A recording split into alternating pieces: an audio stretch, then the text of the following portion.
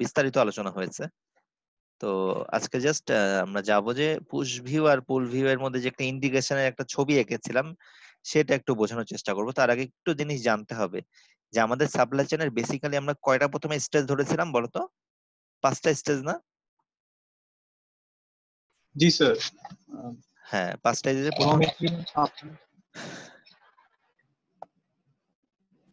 এগুলো হচ্ছে আমাদের স্টেজেস গুলা, তাই না? তো এই স্টেজ গুলার মধ্যে আমরা জাস্ট ফাইন্ড আউট করতে চাচ্ছি যে ডিফারেন্ট যে স্টেজ গুলো আছে এগুলো প্রতিটার ভিতরে আলাদা একটা মানে ট্রানজিশন যে হয় বা এটা একটা বারবার চলতে থাকে চলমান একটা প্রক্রিয়ার মতো, সেটাকে একটা সাইকেল বলা হয়। তো সেটা আমি একটু দেখাতে যাচ্ছি, খেয়াল করো। তো এখানে সবসময় কিন্তু জেনারেলি এরকমই ঘটে। জেনারেলি কি হয়, কাস্টমার রিটেলারকে অর্ডার দেয়, তাই না? রিটেলার কি করে, কাস্টমারকে সেই অনুযায়ী প্রোডাক্টটা বুঝিয়ে দেয়। মানে মোট কথা কাস্টমার অর্ডার দেয়, রিটেলার কি করে, বুঝিয়ে দেয়, দেয় বুঝিয়ে দেয়। আবার সিমিলারলি পরের জনের ক্ষেত্রেও যদি বলি একই কথা প্রযোজ্য। রিটেলার কি করে, ডিস্ট্রিবিউটরকে অর্ডার দেয়, ডিস্ট্রিবিউটর কি করে, রিটেলারকে প্রোডাক্টটা বুঝিয়ে দেয়। আচ্ছা, সিমিলারলি আমরা যদি বলি ম্যানুফ্যাকচারার ক্ষেত্রেও তাই। মানে ডিস্ট্রিবিউটর কি করে, ম্যানুফ্যাকচারারকে কি বলে যে আমাকে প্রোডাক্টটা দাও, ম্যানুফ্যাকচারার কি করে, প্রোডাক্টটা বানিয়ে ডিস্ট্রিবিউটরকে সাপ্লাইটা প্রোডাক্টটা দিয়ে দেয়, ওনাকে ডিস্ট্রিবিউটরদের দেয়। আবার সিমিলারলি ম্যানুফ্যাকচারার কি করে, সাপ্লায়ার খুঁজে যে কোন সাপ্লায়ারের কাছ থেকে আমার র মেটেরিয়াল কিনলে আমার কস্টিং কি হবে সবচেয়ে কম হবে। হ্যাঁ, কম খরচে পাবো। তো ওরকম একটা কোনো একটা ম্যানুফ্যাকচারার সাপ্লায়ার খুঁজে। তো ওই সাপ্লায়ার যখন খোঁজার সময় কিন্তু খুঁজে সেই সাপ্লায়ারকে সে ম্যানুফ্যাকচারার অর্ডার দেয় একটা কোয়ান্টিটি, এবং সাপ্লায়ার কি করে সেই অর্ডার কোয়ান্টিটি তাদেরকে ফেরত দেয়, মানে ম্যানুফ্যাকচারকে র মেটেরিয়াল দেয়। আসলে ব্যাপারটা হচ্ছে আমি উল্টা পিছন থেকে বলেছি, জিনিসটা আসলে সামনে থেকে বলা উচিত ছিল যে সাপ্লায়ার এর কাছে ম্যানুফ্যাকচারার একটা প্রোডাক্টের কথা বলে যে আমাকে এই প্রোডাক্টটা দিতে হবে, তখন সাপ্লায়ার ওই ম্যানুফ্যাকচারকে ওই প্রোডাক্টটা দেয়, ম্যানুফ্যাকচারার ওই প্রোডাক্টটা প্রডিউস করে কি করে ডিস্ট্রিবিউটরকে দেয়। আবার ডিস্ট্রিবিউটর কি করে, রিটেলারকে দেয়, রিটেলার কি করে, কাস্টমারকে দেয়। তো এই যে চারটা যে ধাপ বললাম, এই চারটা ধাপের চারটা নাম আছে, আমরা চলো দেখে ফেলি। দেখো, কাস্টমার আর রিটেলারের মধ্যে যে সাইকেলটা, এটা কিন্তু বারবার চলতে থাকে, এবং সেই সাইকেলটার নাম আমরা কি দিচ্ছি, কাস্টমার অর্ডার সাইকেল। এটা কার মধ্যে চলে, কাস্টমার আর রিটেলারের মধ্যে চলে। সিমিলারলি আবার রিটেলার আর ডিস্ট্রিবিউটরের মধ্যে যেটা চলে সেটা হচ্ছে রিপ্লেনিশমেন্ট সাইকেল, মানে সম্প্রদান হওয়ার জন্য একটা লিড টাইম থাকে। রিটেলার ডিস্ট্রিবিউটরের মধ্যে কিন্তু একটা লিড টাইম থাকে জেনারেলি, সেটা করতে কত সময় লাগবে সেটার যে টাইমটা সেটা আবার সাইকেল আকারে চলে, এটাকে বলি আমরা রিপ্লেনিশমেন্ট সাইকেল। ডিস্ট্রিবিউটর ম্যানুফ্যাকচারের মধ্যে যে সাইকেলটা সেটাকে আমরা বলি ম্যানুফ্যাকচারিং সাইকেল। মানে ডিস্ট্রিবিউটর কি করে, অর্ডার দেয়, ম্যানুফ্যাকচারার প্রোডাক্টটা বানায়, বানিয়ে কি করে ডিস্ট্রিবিউটরের প্রোডাক্টটা বুঝিয়ে দেয়। ব্যাপারটা তো এরকমই বারবার ঘটতে থাকে, জি স্যার। এটাকে আমরা বলি ম্যানুফ্যাকচারিং সাইকেল। আর লাস্টে যেটা বলছি আমরা এখানে মানে আমরা তো উপর থেকে শুরু করেছি, আসলে নিচ থেকে শুরু করা উচিত ছিল। তো লাস্টে কি হয়, ম্যানুফ্যাকচারার সাপ্লায়ারের কাছে যখন র মেটেরিয়াল চায়, সাপ্লায়ার কি র মেটেরিয়াল দেয়, ম্যানুফ্যাকচারার কিন্তু খুঁজে খোঁজার চেষ্টা করে, প্রকিউরমেন্ট করার চেষ্টা করে, র মেটেরিয়াল কিনে আনে, সোজা কথা, বাস কম্পোনেন্ট কিনে আনে। তো সেটা চেষ্টা করে কি সবচেয়ে কম খরচের মধ্যে কোথায় সস্তার মধ্যে ভালো কোয়ান্টিটি তাড়াতাড়ি দিবে বা এরকম কিছু অ্যানালাইসিস করে তারা কিন্তু প্রকিউরমেন্ট করে, এই প্রোডাক্টটা কিনবে। এই যে দেখবা যে আমাদের অনেক ক্ষেত্রে বিডি জবসে সার্কুলার দেয় প্রকিউরমেন্ট অফিসার, মানে তার কাজ কিন্তু ক্রয় করা, কেনাকাটা করা, বা পারচেজ ডিপার্টমেন্ট। এদের অনেকটা বড় কাজই হচ্ছে খুঁজে খুঁজে বের করা যে কোন জায়গায় জিনিসটা অনেক কম খরচে পাওয়া যাবে, এটা আমাদের কোম্পানির জন্য অনেক বেনিফিশিয়াল হবে, এই ধরনের জিনিসগুলা। এটা এটা এবং এটা একটা বড় অংশ যেটা সেটা হচ্ছে গিয়ে আমাদের বাংলাদেশের টেক্সটাইল ইন্ডাস্ট্রি গুলাতে যে মার্চেন্ডাইজার হতে চায় বা তাদের যে কাজটাও কিন্তু মোটামুটি এই জায়গাটাতেই হয়। তাদের তাদের কাজটা দেখা যায় যে এই প্রকিউরমেন্টের সাপ্লায়ার প্রকিউরমেন্ট সাইকেল নিয়ে তারা বেসিক্যালি কাজ করে। মানে দেখা যায় কি সাপ্লায়ার তাদেরকে র মেটেরিয়াল দিচ্ছে, সেটা দিয়ে তারা ম্যানুফ্যাকচারিং করে কি করছে, প্রোডাক্টটা পাঠিয়ে দিচ্ছে, পাঠিয়ে দিয়ে কিন্তু কাজ শেষ। এরপর ডিস্ট্রিবিউশন কিভাবে হচ্ছে, হওয়ার পরে দোকানে কিভাবে মানুষের কাছে যাচ্ছে, রিটেলার শপে যাচ্ছে, রিটেলার শপ থেকে কিভাবে মানুষের কাছে যাচ্ছে, তা বাংলাদেশের মার্চেন্ডাইজার কিন্তু ওগুলা কিন্তু কনসার্ন নাই। বাট তারা কিন্তু প্রকিউরমেন্ট সাইকেলে বারবার কাজ করে, সারাদিন এই কাজটাই করতে থাকে। কমার্শিয়ালের যে কাজটা, মানে যেভাবে এলসি খুলে হোক বা পাঠানোর জন্য হোক, প্রোডাক্ট বাইরে থেকে আনার জন্য হোক, সব কাজগুলো কিন্তু এই পোর্শনে আমরা করে থাকি। তা আমি আগেই বলেছি যে মার্চেন্ডাইজিংটা is a part of whole supply chain management. এটা সাপ্লাই চেইনের একটা অংশ, সাপ্লাই চেইন আরো বড় পরিসরের অংশ। তো আমি গত ক্লাসে এটা কেন পড়ালাম, আমি গত ক্লাসে পুশ পুল ইন্টিগ্রেশনে একটা ছবি আঁকার চেষ্টা করেছিলাম, মনে পড়ে কিনা, ওইটাকে একটু বোঝাবো বলে। জি স্যার, টেবিল দেখছিলাম। হ্যাঁ, টেবিল দেখার পরে এরকম একটা ছবি এঁকেছিলাম নিচের দিকে, আজকে এটা স্লাইডের সাথে অ্যাড করে দিয়েছি, এটা ছিল না আগে। হ্যাঁ হ্যাঁ। এটা হচ্ছে পুশ এন্ড পুল। আমার খেয়াল করো ভালো করে, যে কাস্টমার যখন একটা অর্ডারকে ইনিশিয়েটেড করে, পুল তখন থেকে শুরু হয়, তাই না? কাস্টমার অর্ডার আসে কি আর পুল শুরু হয়? হয় না। কাস্টমার অর্ডার শুরু হলো, অর্ডার দেওয়া মানে সেটা কিন্তু ওই যে আমরা একটু আগে যে দেখলাম, সেটা কোন সাইকেলের মধ্যে পড়ছে বলো তো? কাস্টমার অর্ডার সাইকেল না? রিটেলার আর কাস্টমারের মধ্যে যে সম্পর্কটা, হ্যাঁ, এটা পুলের ভিতরে পড়ে। পুলের ভিতর পড়ে যাচ্ছে, এটা কাস্টমার অর্ডার সাইকেল। আর বাকিগুলা যেটা প্রকিউরমেন্ট সাইকেল বা ম্যানুফ্যাকচারিং সাইকেল বা রিপ্লেনিশমেন্ট সাইকেল, এগুলো পড়ছে কিন্তু পুশের পুশের ভিতরে, ভিতরে। কারণ আগে তৈরি করে রাখছে তারা আগে জিনিসগুলো। আমি গত ক্লাসে উদাহরণ দিয়েছিলাম হচ্ছে একটা চাইনিজ রেস্টুরেন্টের। জি এখন ওইটা নিয়ে যদি আমি আজকেও বলি, যে ওখানেও কিন্তু আমরা যদি শুধু রাইস নিয়ে কথা বলি, জাস্ট আমাদের বাংলাদেশের কৃষি পণ্যের মধ্যে একটা বিশাল উৎপাদন হয় রাইস, চালের। তো সেটা যদি বলি, তাহলে হইতে পারে যে ওইটার শুরু যদি হয় একবারে প্রথম থেকে, ওইটার যারা ওটা ধানের যে বীজ যেটা, সেটা কিন্তু একটা সাপ্লায়ারের কাছ থেকে আমাদের কৃষকরা কোনোভাবে কিনে, অনেকেই কিনে, আবার অনেকে কি করে, অনেকে ওটা বানাতেও পারে, কিন্তু কিনে, বা কৃষি অধিদপ্তরের কাছ থেকে ওটা একটা কম খরচের মধ্যে তারা কি কি করে, কিনে নেয়। তার মানে এটা one kind of procurement cycle. তারপরে কি করে তারা, এটা জমিটাকে প্রিপেয়ার করে ধান চাষ করে, that was the manufacturing cycle. তারপরে তৈরি হওয়ার পরে ওইটা একটা ম্যানুফ্যাকচারিং সাইকেলের আরো কিছু ধাপ আছে, হতে পারে ওই যে ধানটা হওয়ার পরে ওটাকে প্রসেসিং করা হয় বিভিন্ন রাইস মিলে। হ্যাঁ, তো এই সব কাজগুলা শেষ যাওয়ার পরে এটা একটা জায়গায় যে জমা হয়, মানে ডিস্ট্রিবিউটরের কাছে যে জমা, ডিলারের কাছে, বড় বড় ডিলারের কাছে, মানে যেখানে বাংলাদেশের বড় বড় চালের আড়তের কথা যদি বলি, বিশাল বড় বড় চালের আড়ত আছে, সেখানে কিন্তু অনেক কোয়ান্টিটি থাকে, তাদের কাছ থেকে কি করে রিটেলাররা নিয়ে নিয়ে আসে। তারা কি করে, সেটা হচ্ছে কিন্তু রিপ্লেনিশমেন্ট সাইকেল। এগুলো সব আগে থেকে প্রিপেয়ার করা থাকে, কিন্তু যখনই কাস্টমার অর্ডার ইনিশিয়েটেড হয়, সেই অনুযায়ী এটার সাথে সাথে কি করে, এই পুশ সিস্টেমটাকে সামনে আগিয়ে নিয়ে যায়। মানে পুশ সিস্টেমটা যদি না থাকতো, পুলটা সামনে আগাতে কিন্তু পারতো না। আমি বুঝাতে পারছি? জি স্যার। এই জন্য সকল এখানে কিন্তু কম্পোনেন্ট গুলা আনসার্টি বিধায় আমি কিন্তু এখানে পুল পুল প্রসেসে যাচ্ছি, কিন্তু স্টিল আমরা কিন্তু আগের স্টেপ গুলো আমাদের মাথায় রাখতে হবে, যে এই কাজগুলো জিনিসগুলো আমাদের কাছে অবশ্যই র মেটেরিয়াল থেকে শুরু করে সবকিছু আমাদের ওয়্যার হাউজিং এ প্রিপেয়ার থাকতে হবে, ইনভেন্টরি থাকতে হবে, আদারওয়াইজ কিন্তু আমরা কাস্টমারের অর্ডারকে রিপ্লেনিশমেন্ট করতে পারবো না। মোটামুটি এটা আমি গত ক্লাসেও বলেছি, আজকেও বললাম, এটা আমি বুঝতে পেরেছি। জি স্যার, বুঝতে পারছি। পুশটা তো অনেকটা মানে ফোকাসের উপর কাজ করে আমার তো।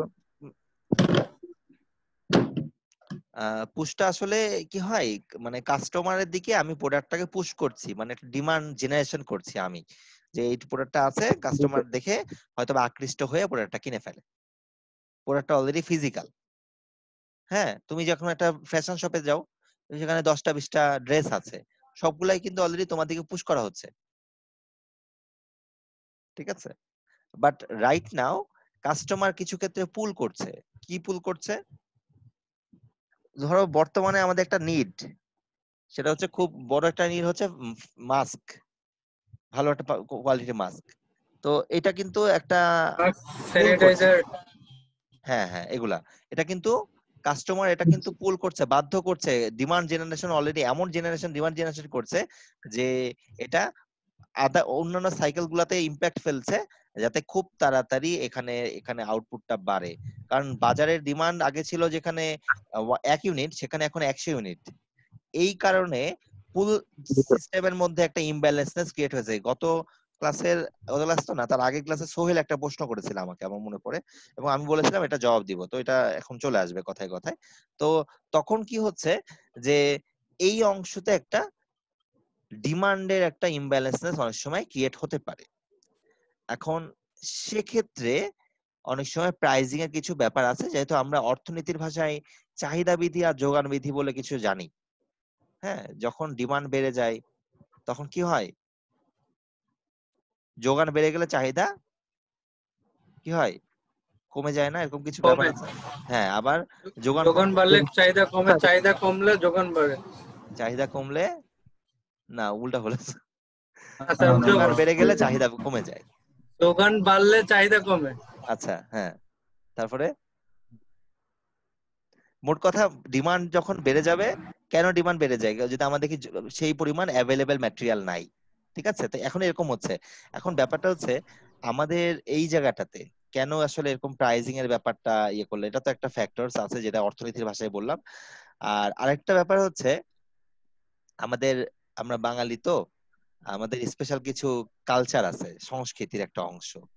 হ্যাঁ, সেই কালচার একটা বড় অংশ হচ্ছে আমরা নিজেরাই অনেক বড় বড় অর্থনীতিবিদ, আমরা নিজেরাই অনেক বড় বড় ডাক্তার। ঠিক আছে, আমরা নিজেরাই অনেক বড় ইঞ্জিনিয়ার, মানে এই জন্য কারো কোনো এক্সপার্ট লাগে না, আমরা নিজেরাই সবকিছু করতে পারি। ঠিক আছে, তো দেখা যাচ্ছে যে তারা অনেক সময় ফলস ডিমান্ড ক্রিয়েট করে। কিভাবে করে আমি বলছি, যে একটা প্রোডাক্ট বাজারে শেষ হয়ে যাচ্ছে, তারপরেও দেখা যায় যে ইউএস এর মার্কেটে ওটা মার্কেটে নাই, বা যার কাছে আছে সেটা আগে যা দাম ছিল সেই দামে বিক্রি হচ্ছে। আমি উদাহরণটা দিচ্ছি হচ্ছে কানাডার ওয়ালমার্টের কথা বলছি। কানাডার ওয়ালমার্ট তো খুব বিখ্যাত একটা শপ। ওয়ালমার্টের যে রাইসের বিভিন্ন সাইজের ইয়ে আছে, তো এটা মনে হয় 20 পাউন্ডের একটা রাইসের একটা বাল্ক লট আর কি। তো ওটা মানুষ এমনি অ্যাভারেজে $25 কিনে, বা $30 মতো কিনে, কানাডিয়ান ডলার। তো যখন এই প্যান্ডামিক সিচুয়েশন হলো, সবাই তো গ্রোসারি নিয়ে অনেক ছোটাছুটি করলো, আমরা বাংলাদেশের মানুষও কিনেছে, মানে মার্চের কথা বলছি, যার একটা লাগে তার 3টা কিনেছে, কিনেছে কিনা, এটা কিন্তু তখন কিন্তু ওইটা নিয়ে নিউজ হয়েছে, এবং তোমরাও দেখেছো, তোমাদের বাসায়ও হয়তো বা কেনাকাটা হতে পারে এটা, মানে আমরা সবাই ভয়ে কিনেছি, হতে পারে এরকমটা। তো ওই সময়টাতে কিছু আমাদের ওই যে বললাম না, কিছু তারা চাই একটু প্রফিট গুনতে, যেহেতু শেষ হয়ে গেলে কিভাবে বিক্রি করব, আচ্ছা যাও 10 টাকা বাড়িয়ে দাও, আচ্ছা যাও 20 টাকা বাড়িয়ে দাও, এরকম কিছু ফায়দা লোটার চেষ্টা করেছে কিছু ব্যবসায়ী, যেটা হচ্ছে আনইথিক্যাল। কারণ ওয়ালমার্টের যেটা কথা বললাম সেটা হচ্ছে ওই 20 পাউন্ডের এমনি যে যে দাম ছিল হচ্ছে $30, তো ওইটা যখন বাজার থেকে শেষ হয়ে গেছে, একটা দুটা প্যাকেটও আছে, তখনও দাম $30 ছিল। আবার যখন ওটা বাজারে নতুন করে আসছে, অল্প কিছু আসছে, তখনও $30 আসছে। ওরা পলিসিটাকে চেঞ্জ করেছে এইভাবে যে তুমি একটার বেশি নিতে পারবে না, একটার বেশি নিলে তোমাকে বেশি টাকা গুনতে হবে। হ্যাঁ, তুমি আবার একটা কিনে আবার লাইনে আবার ঘুরে দাঁড়াবা হবে না, কারণ এক্ষেত্রে তোমার এনআইডি কার্ডের নাম্বার দিতে হবে, মানে ওই ইউএসএ বা কানাডার ওদের এনআইডি নাম্বার, যেটা একটা নাম্বার আছে, পার্সোনাল সিকিউরিটি নাম্বার বলে। ঠিক আছে, তো ওই নাম্বারটা তোমাকে দিতে হবে, এবং ওইটা ইউনিক। ঠিক আছে, এবং তোমার ফ্যামিলির সাথে কানেক্টেড, তুমি একবার তোমারটা নিয়ে কিনলে আবার তোমার ওয়াইফেরটা দিয়ে একবার কিনছো, তোমার ছেলের নামে কিনছো, ওটা ওরা কিনটা কানেক্টেড করে ফেলবে, এত সুন্দর করে লুপিং করা। তো এখন ব্যাপারটা হচ্ছে এই জন্য ওখানে স্ক্যারসিটি হয়েছে, কিন্তু এত টাইমের দামের ব্যাপারটা এত ফ্ল্যাকচুয়েশন হয়নি। আর আমাদের হয়েছে কি, সাথে সাথে আমরা হচ্ছে এমনি একটা সংকট আছে, আমরাও সাথে সাথে একটু চিন্তা করলাম আর কয়টা দিন আসি বেঁচে, ব্যবসাটা করেই নেই, করোনাতে যদি কিছু হয়ে যায় ব্যবসা তো আর করতে পারবো না। সেই জন্য সবাই একটু অতিরিক্ত একটু মুনাফার চিন্তা করলেন, তো তার বদলতে আর কি আরেকটু দাম বাড়লো, এবং তার ফলে আসলে লবণের দাম বেড়ে যাবে, সেজন্য 5 কেজি 10 কেজি করে লবণ কিনে রাখছেন। হ্যাঁ হ্যাঁ, লবণের কথা আসতেছিলাম সোহেল, ধন্যবাদ তোমাকে। তো এটা হচ্ছে গিয়ে মানে যেটা ফলস ডিমান্ড, যেমন গত বছরে পেঁয়াজের দাম বাড়ার একটা বড় কারণ ছিল হচ্ছে এরকম দামি ডিমান্ড ক্রিয়েট করা।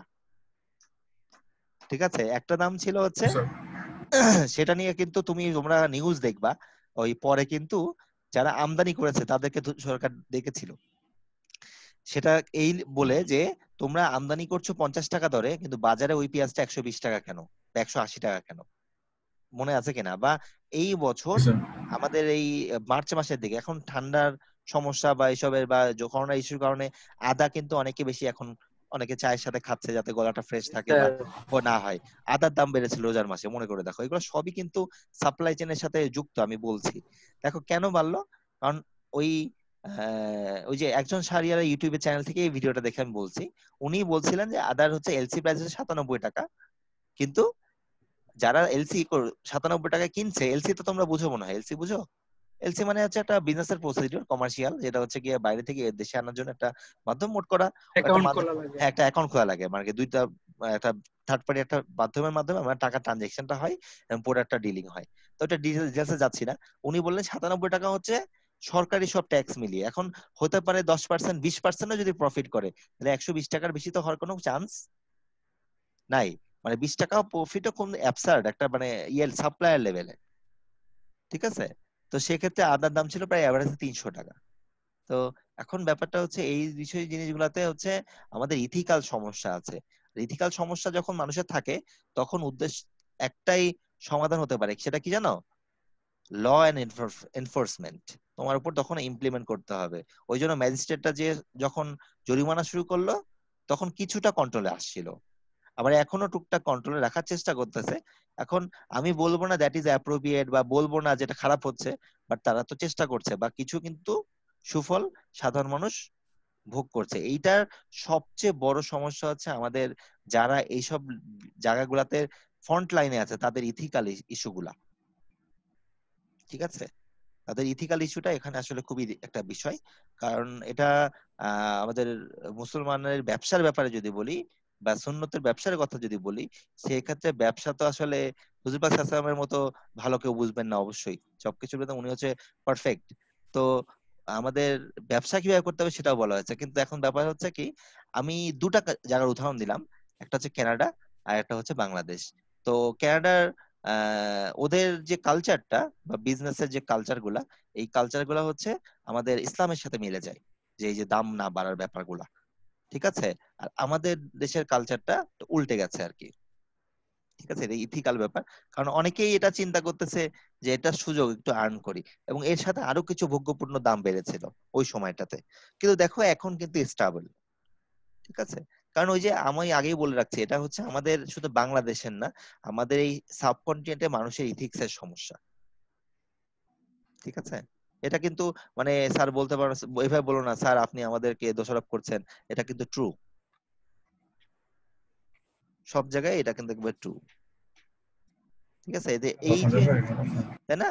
কিন্তু অন্য জায়গাতে কিন্তু অতটা নাই, যে আমি তুমি কানাডাতে যাও, ইউএসএ তে যাও, এই ধরনের ইস্যুগুলো অত বেশি নাই। আছে, অবশ্যই আছে, সবার ইথিক্স আর 100% ভালো না, কিন্তু ওভারঅল তাদের সাইকোলজিটা পজিটিভ মাইন্ডেড। বাট এখানে মানে আমি নাম বলবো না, বা এই পরিস্থিতিটা, মানে আমার একদিন মনে আছে, মার্চ মাসের মাঝামাঝি, এপ্রিল মাসের মাঝামাঝি সময়, মানে যখন সরকারি লকডাউনটার প্রথম ফেজটা চলছে 10 দিনের, তো দ্বিতীয় 10 দিন শুরু হবে, তখন আমি বাজার থেকে একটা জাস্ট একটা প্রোডাক্ট কিনবো। সেই প্রোডাক্টটার দাম গায়ের রেট হচ্ছে 120 টাকা, ওনার ওই দোকানদারের কাছে একটাই আছে, উনি আমাকে বলতেছে 130 টাকা হলে নিতে পারবেন। ঠিক আছে? আর একটা লোকাল লোকাল গ্রোসারি শপে কিন্তু ওরা ক্যাশ মেমো দেয় না, দেয়? তো ওইটা নিয়ে আমি ক্যাশ মেমো নেওয়াটা তার কাছ থেকে কমপ্লিকেটেড, মানে তারা এমন ভাবছিল যে আমি না নিলে আমি মরে যাব। ঠিক আছে? কিন্তু সেটা কিন্তু তোমাদের ওই হ্যান্ড স্যানিটাইজার বা মাস্ক এগুলাও না, এগুলাও না। ঠিক আছে? একটা কমন একটা জাস্ট বিস্কিট। তারপর স্যার ছবি আর ডেজিগনেশনটা আমি গত 3 দিন থেকে ফোনও করছি, আবার টেক্সটও দিচ্ছি, উনি বলতেছেন যে দিবেন, হয়তো অনেক বেশি বিজি আর কি, বারবার ভুলে যাচ্ছে। বুঝি নাই, বলো। কারণ ওইটা অ্যাটাচ না করতে পারার কারণে আমি 3টা অ্যাটাচমেন্ট এখনো মেইল করতে স্যার পারছি। আপনাকে বলে নাই এই স্যার, ও কথা বলতে। সাদমান ক্ষমা। আচ্ছা, আমি মিট করে দিয়েছি। দেখ, যেটা বলছিলাম যে এই কারণে আমাদের আসলে স্টেপ গুলাতে হয় কি, প্রাইসিংটা অনেক সময় কি হতে পারে, ফ্লাকচুয়েশন করতে পারে বা দাম বেড়ে যেতে পারে। হ্যাঁ, তবে এটা ট্রু, এই ভিতরে বিভিন্ন ধাপে কিন্তু কস্টিং হয়, সো প্রাইসিং বাড়বে, এটা স্বাভাবিক, তাই না? কারণ একটা রুট লেভেলে একটা কৃষকের কাছে একটা জিনিসের দাম 10 টাকা হলে সেটা ঢাকাতে আসার পর 10 টাকা থাকবে না।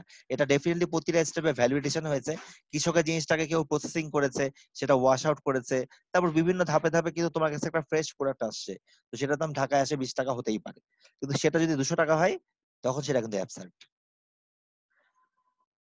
সোহেল, আমি আমার মানে এক্সপ্লেনেশনটা কি তোমার তুমি কি বুঝতে পেরেছো আসলে কি কারণে এই জিনিসটা ঘটেছে? জি স্যার। এটা আসলে তুমিও নিজে জানতা যে এরকমই কিছু কারণ। আর এটা সত্যি কথা যে এখানে আসলে কি বিভিন্ন জায়গাগুলোতে অনেক সময় মার্কেটও ডামি ডিমান্ড ক্রিয়েট করে। মানে এটা যেমন একটা বাইকের যদি নাম বলি, বিশ্বের মধ্যে সবচেয়ে এলিগেন্ট বাইক, ভুলে গেলাম নামটা এই মুহূর্তে, USA Harley based. Davidson. Exactly right. ওরা বাজারে ডিমান্ড যদি 10টা থাকে ওরা 5টা বানায় ইচ্ছা করে। কেন জানো? কেন স্যার? 5টা বানায়, বানায় ওদের টার্গেট এটা থাকে ওটাকে নিলামে তুলবে। ও কারণ এটা হচ্ছে আমার একটা আছে, I am pride of ownership, আমার এটা আছে, আমি খুব আনন্দিত। রাইট নাও যদি বলি আমাদের পকেটে অনেকের কাছে 11 প্রো আছে, আইফোন, প্রাইড অফ ওনারশিপ, আমার কাছে 11 আছে। ঠিক আছে, তো এটা হচ্ছে ওরকম একটা ব্যাপার যে হার্লি ডেভিডসন হচ্ছে ওরকম একটা বাইক যেটার ডিমান্ডটা হচ্ছে খুবই বেশি এবং খুবই এলিগেন্ট টাইপের, এবং সিসি রেটও খুব হাই, অনেক হাই সিসি। ঠিক আছে, তো স্যার এটা কি তাহলে স্যার ওই যে আমাদের বলেন মোরালিটি বা ইয়াতে না, প্রবলেম ওটা না, এরকম? ওটা না, ওটা ওরা স্ট্র্যাটেজিক্যাল, এটা নিলামে করছে, ওরা স্ট্র্যাটেজিক। আর এটা তো কনজিউমার প্রোডাক্ট না, এটা তো হুট করে তারা দাম বাড়াচ্ছে, হুট করে কমাই দিচ্ছে এমন না, সবসময় তারা এটা করে। তাহলে তো এটা তাদের স্ট্র্যাটেজি, সবসময় করলে এটা তাদের স্ট্র্যাটেজি। কিন্তু প্রতিনিয়ত একই জিনিস একই দোকান থেকে কিনলা, মনে করো সকালে 110 টাকা ছিল, বিকাল বেলা ওইটা ওরা নতুন কোনো প্রোডাক্ট আনলো না, বিকাল বেলা বললো দাম বেড়ে গেছে 130 টাকা, তোমার কাছে তখন এটা কিন্তু আনইথিক্যাল। তুমি হতে পারে তোমার দাম বাড়াতে পারো, যখন তুমি নতুন প্রোডাক্ট আনবা সেটার দাম বেড়ে যাবে, সেটা দাম বেড়েছে তুমি কিনেছো বেশি দামে বিক্রি করবা, কিন্তু দেখা যাচ্ছে বাজারে দাম বাড়ছে না, কিন্তু তুমি অটোমেটিক দাম বাড়িয়ে দিচ্ছ তোমার নিজেরা সিন্ডিকেট করে আলোচনা করে, এই সবাই মিলে এই এত করে ধরো, ফোনে জানাই দেয়, বুঝছো, যে এত করে এখন রেট হচ্ছে আপনারা এত ধরেন বাজারে, এইভাবে ওরা ডিল করে আর কি। তো এগুলো আসলে ম্যাজিস্ট্রেটরা চেষ্টা করছে, আমাদেরও ভার্সিটির কিছু বড় ভাইরা আছে এইসব এর সাথে যুক্ত, তো তারাও বলছে যে আগে থেকে আসলে আমরা অনেকটা কন্ট্রোল রাখতে পারছি, এবং আসলে এখনো কিছু বলছি না, কিন্তু নিয়ারলি আসলে সামনে আমাদের এটা জেলের পর্যায়ে চলে যাবে, এটা যারা এই ধরনের কাজ করবে 6 মাস থেকে 1 বছরের জেল দিবে। স্যার আমার একটা কোশ্চেন স্যার, একটু এক কথায় অ্যান্সার দিবেন স্যার। আগে আমরা মানে আগের কালে বা 100 আরো 50 থেকে 60 বছর আগে 1 টাকা বা 1.5 টাকা অনেক কিছু পাওয়া যেত, এটা এখন 1000 বা 2000 টাকা চলে গেছে। এটা স্যার এটার পিছনে কারণটা কি স্যার, মুদ্রাস্ফীতি না স্যার জীবনযাত্রার মান উন্নতি? এক কথায় একটা লাইন লিখে দিয়েছি, এটা একটু রিডিং পড়ে নিবা, গুগল করে পড়ে নিবা। Okay sir, thank you sir. আচ্ছা, আমার মনে হয় অনেক সময় নষ্ট হয়ে গেল এখানে, আমরা সামনের স্লাইডে যাই। আমাদের আজকের ফার্স্ট যে টপিকটা বা যেটা আমি বলতে যাচ্ছিলাম, যে এটা হচ্ছে কি আমাদের এখন সাপ্লাই চেইনের ক্যাপাবিলিটি বুঝতে হবে, এবং সেটার সাথে রেসপন্সিভনেস আর ইফিসিয়েন্সির একটা প্যারামিটার আমাদেরকে নিয়ে আসতে হবে, যে সাপ্লাই চেইনের রেসপন্সিভনেস কোথায় দরকার আর ইফিসিয়েন্সি কোথায় দরকার। ইফিসিয়েন্সি তো আমরা সবাই বুঝি, ইফিসিয়েন্সি মানে কি, যত বেশি আমরা সিস্টেমের মধ্যে মানে একজনের কাছ থেকে বেশি আউটপুট নিতে পারবো, তাহলে মানে কি ইফিসিয়েন্সি কি হবে, বেশি আছে। মনে করো তোমার কাছে একটা ট্রাক আছে, সেই ট্রাকটা তোমার সাপ্লাই চেইনের একটা অংশে একটা বিশাল ভাইটাল রোল প্লে করছে। এখন ওই ট্রাকটা তুমি যদি আহ ওটা প্রতিদিন তোমার প্ল্যান আছে 10 ঘন্টা চালানোর, তুমি যদি 10 ঘন্টায় চালাতে পারো তাহলে ইফিসিয়েন্সি কত, 100% না? জি স্যার। জি স্যার। মানে তোমার যেটা প্ল্যান আছে তুমি তো আর 24 ঘন্টা চালানো সম্ভব না স্বাভাবিকভাবেই, তাই না? একটা মাইলেজের বা প্ল্যানিং আছে বা একটা ড্রাইভার আছে, মনে করো একটা ড্রাইভারে তোমার প্ল্যান আছে 8 থেকে 10 ঘন্টা প্রতিদিন সে বিভিন্ন জায়গায় ডিস্ট্রিবিউট করবে, এবং সে যদি 10 ঘন্টায় ডিস্ট্রিবিউট করে তার মানে এখানে তার ইফিসিয়েন্সি আমরা কি ধরতে পারি, আমরা ওই যে আউটপুট বা ইনপুট হিসাব করে ইফিসিয়েন্সি কি বলতে পারি, 100%। 100%। তো সাপ্লাই চেইনের ক্ষেত্রে আমরা দুটা জিনিসই খেয়াল করি, কখনো আমরা ইফিসিয়েন্সির ক্ষেত্রে খেয়াল করি, আবার কখনো রেসপন্সিভনেস এর বাংলাটা কি মনে হতে পারে বলো তো? সাড়া দায়িত্ব দেওয়া। নির্ভর। সাড়া দেওয়া। মানে যত তাড়াতাড়ি আমি রেসপন্স পাচ্ছি, ব্যাপারটা এরকম না? জি স্যার। মানে মনে করো তুমি একটা প্রোডাক্ট অর্ডার দিলা, মানে অর্ডার দিলা, মানে রেস্টুরেন্টে খেতে গেছো, যাওয়ার পরে বসে আছো, 30 মিনিট পরে আসছে তোমার কাছে অর্ডার নিতে, কেমন লাগবে? খুব প্যাথেটিক স্যার। সো 30 মিনিট একজন কাস্টমার থাকবে 30 মিনিট পর্যন্ত থাকতে ইচ্ছা করবে না, তাই না? আগে চলে আসবে, রাগ স্যার করবে। ওখানে স্যার। হ্যাঁ আরো আগে চলে আসবো স্যার। হ্যাঁ সুলতান তাই। ডাইনে এখন স্যার হ্যাঁ না, ঘন্টা সুলতান খানেক ডাইনে ইস্যু আলাদা, ওইটা আবার অন্য ইস্যু, ঠিক আছে। কিন্তু জেনারেলি কিন্তু একটা নর্মাল দুপুরবেলা ভার্সিটি ক্লাস আছে, এখন তখন তো আর কেউ সুলতান ডাইনে যায় না, ওটা জি ওটা তো স্যার। বিলাসিতা, ওটা হচ্ছে আবার আলাদা। কিন্তু নর্মালি আমরা যদি বেসিক নিডের জন্য দুপুরবেলা লাঞ্চ করতে কোথাও যাই, সেক্ষেত্রে ওয়েট করবো না, বা বন্ধুদের সাথে হয়তো বা ঘুরতে গেছি, নর্মালি কিন্তু আমরা করবো না। তুমি একটা ফ্যাশন শপে গিয়েছো, মানে এক্সট্যাসি, ইয়োলো, সেইলর বা যেগুলাতে আছে এগুলাতে গিয়েছো, যাওয়ার পরে তুমি একটা শার্ট দেখে তোমার পছন্দ হলো। আচ্ছা, শার্ট যে দেখলা, এটা কোন প্রসেস, পুশ না পুল বলো তো? জি স্যার। স্যার এটা পুল স্যার, না না, দেখার পর এটা পুশ। পুশ আগে পুশ থেকে আগে রেডি থেকেই করে তৈরি করে রাখছে। যেটা আছে, তুমি দেখে এটা পুল করছো, মানে তোমার থেকে পুশ করা হচ্ছে। আচ্ছা, জি তো স্যার। এই যেটা বলতে চাচ্ছিলাম, যে এখন শার্টটা দেখে তুমি বললা যে এই শার্টের এই সাইজটা আমার লাগবে, তো উনি বললেন এখনই দিচ্ছি। হ্যাঁ, দিয়ে দেখলা যে উনি কোনো খবর নাই, পিছনে দাঁড়ায় গল্প করতেছে আরেকজনের সাথে, কেমন লাগবে?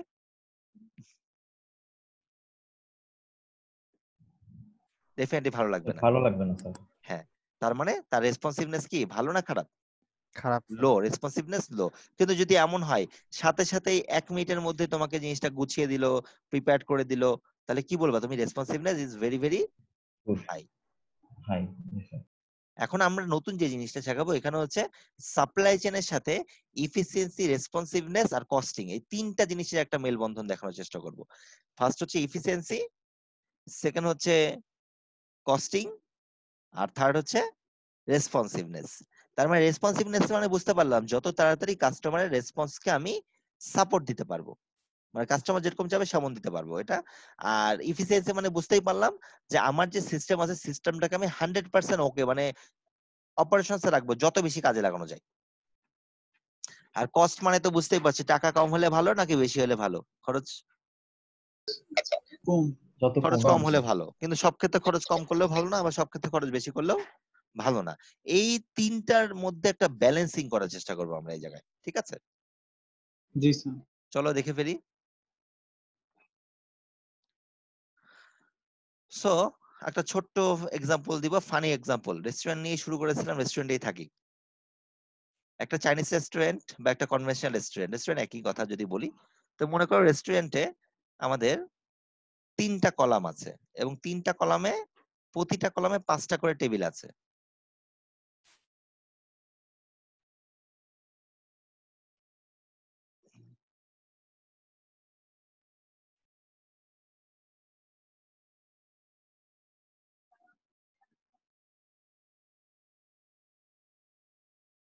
ওকে, 5টা করে টেবিল আছে। এখন নর্মাল যে বেসিক যে রেস্টুরেন্ট গুলো হয়, যেগুলাতে সকালে আমরা নাস্তা করি, বা যেগুলো আমরা বেসিক যে প্রোডাক্ট গুলা বানাই, যে নর্মাল রেস্টুরেন্ট কনভেনশনাল, ঠিক আছে, নাস্তা করছি, দুপুরে খাওয়া দাওয়া করছি, রেগুলার যেগুলা, সেগুলাতে ওয়েটার খুব বেশি থাকে, না স্যার। 2জন। জি স্যার। মনে করো এরকম 15টা টেবিলের জন্য 2জনই যথেষ্ট কিন্তু। আচ্ছা ধরলাম 2 ওয়েটার, তাহলে একটু খেয়াল করো এখানে টেবিল আছে কয়টা, 15টা স্যার। তাহলে আর ওয়েটার আছে 2জন, 2জন। তাহলে একজনের ঘাড়ে মানে কয়টা টেবিলের ভাগ পড়ছে? এভারেজ 7টা করে না, কমপক্ষে মিনিমাম। জি স্যার। তাহলে আমি একটু একটা টেবিলকে আমি ডিস্ট্রিবিউট করার চেষ্টা করি, একটা সাইডে দেখো, মনে করো এখানে 7টা টেবিল, 5টা টেবিল আছে, আমি আর রাখছি না, মানে এখানে 5টা এভাবে আঁকলাম, তারপর এখানে আরো 2টা। তাহলে যে ওয়েটারটা অর্ডার নিচ্ছে, এমন হতে পারে তুমি এসে 6ষ্ঠ টেবিলে এসে বসছো, কোথায় এসে বসছো? 6ষ্ঠ টেবিলে বসছো, তার মানে এই ওয়েটার অলরেডি কেবল অর্ডার নেওয়া শুরু করেছে, মনে করো এখন আছে সে প্রথম টেবিলে। তাহলে প্রথম টেবিলে, দ্বিতীয় টেবিলে যদি মানুষ এসে সেখানে অর্ডার নিবে, তারপরে থার্ডে নিবে, ফোর্থে নিবে, ফিফথে নিবে, সিক্সথে নিবে, দেন তোমার কাছে আসবে। তাহলে এই সময়টা 10-15 মিনিট তো হয়ে যেতে পারে, 10 মিনিট হতে পারে না?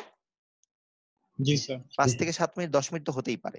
এবং হয়তোবা তুমি যখন কিছু বলতে যাবা, শুধু তুমি না, এর আগেও যারা বলতে গেছে অর্ধেক কথা শুনে দেখবা সে চলে যাচ্ছে। এরকম হয় না? জি স্যার। কথা শোনার আগে আচ্ছা আচ্ছা দেখছি, আবার একটা বলা লাগে, কয়বার বললা, তারপর একটা কিছু সে ইয়ে করে।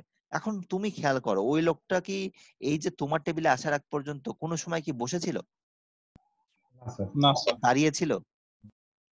না স্যার। মুভমেন্টের মধ্যে ছিল, এবং সে কিন্তু তার কাজ করতেছে। এবং মেবি তোমাদের যখন ষষ্ঠ টেবিল হয়, সপ্তম টেবিলকে আবার সে সার্ভিস মানে অর্ডার নিয়ে শেষ হবে, এর মধ্যে কিছু টেবিলে যদি ফুড গুলা সে দিয়ে দেয়, আবার তখন তার মুভমেন্ট হবে না? জি স্যার। এবং সে কারণ কিন্তু তার থেমে থাকবে না, এর মধ্যে আবার হ্যাঁ অন্যদের আরো কিছু অর্ডার আসবে, ছোট ছোট খুচরা খাচরা অর্ডার আসবে, বলবে এটা দেন ওটা দেন, সে সেটা সার্ভিস দিবে। আবার এর মধ্যে একটা টেবিলের শেষ হয়ে যাবে, তাকে বিল সাপ্লাই, বিলটা দেওয়ার জন্য হেল্প করবে। তার মানে বুঝতেই পারছো সে ফুল টাইম কিন্তু বিজি, ঠিক কি না? তার মানে তার ইফিসিয়েন্সি আমি কি বলবো, বেশি না কম? জি sir. Efficiency is very very high. G sir. আচ্ছা, বাট আমাদের এখানে রেসপন্সিভনেস এর ব্যাপারটাতে যদি আমরা বলি, সেক্ষেত্রে এটা কিন্তু ভালো অবস্থায় নাই। রেসপন্সিভনেসটা কি এখানে একটু লিটল বিট লো। জি কারণ কি, কাস্টমারকে ওয়েটিং করানো লাগছে বেশি, কারণ কাস্টমার খুব তাড়াতাড়ি সবকিছু চায়, দেরি করতে চায় না, কেউই চায় না। তোমাকে আধা ঘন্টা বসা রাখলে ভালো লাগবে না, ঠিক আছে? কিন্তু এখানে বুঝতেই পারছি রেসপন্সিভনেস কি অনেক কি হয়েছে, কমে গেছে। আচ্ছা, এবার একটু প্যারামিটারটা চেঞ্জ করি। হ্যাঁ, এগুলো মুছতেছি একটু একটু করে।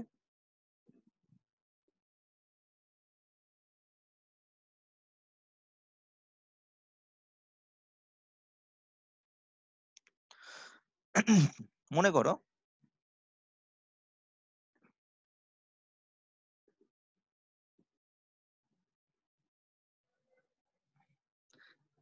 একটা চাইনিজ রেস্টুরেন্ট, চাইনিজ রেস্টুরেন্টে মনে করো এই 15টা টেবিল সেট আপে মিনিমাম 6-7 জন ওয়েটার কিন্তু থাকে। আমরা 5 জন ধরি, কস্টিং এর হিসাব পরে করব। 5 জনেরটা যদি ধরি, তাহলে একজনের ভাগে কয়টা করে টেবিল পড়ছে বলো তো? 3টে স্যার। 3টা। তাহলে তুমি যদি এই তৃতীয় টেবিলেও বসো, তাহলে আগে থেকে তোমার রেসপন্সিভনেস কি অনেক বেশি হবে না? এই প্রথম টেবিলে অর্ডার নিল, দ্বিতীয়টা নিল, তারপর তোমার টেবিলেই কি হবে, আসবে। এবং এই 3টা টেবিলে যখন তারা ফুড গুলা এভেল করবে, এর মাঝখানে কিছু সময় সে কি বসে থাকবে, নাকি ফোন ইউজ করবে, বা পাশে আরেকটা ওয়েটারের সাথে আড্ডাবাজি করবে, বা তোমার কাছ থেকে একটু দূরে দাঁড়িয়ে থাকবে, স্যার কিছু চাইলে তাকে কিছু দেওয়ার জন্য? ব্যাপারটা এরকম হয় না?